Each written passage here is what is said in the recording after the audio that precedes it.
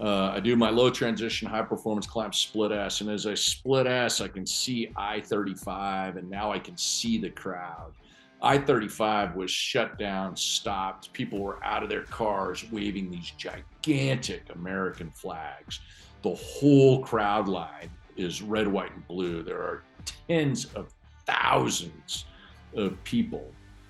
And I just remember looking down going, wow. I mean, the patriotism raging through the country was incredible. And I got to see it from 4,000 feet at the top of a split S. And that's a snapshot I will never, ever forget.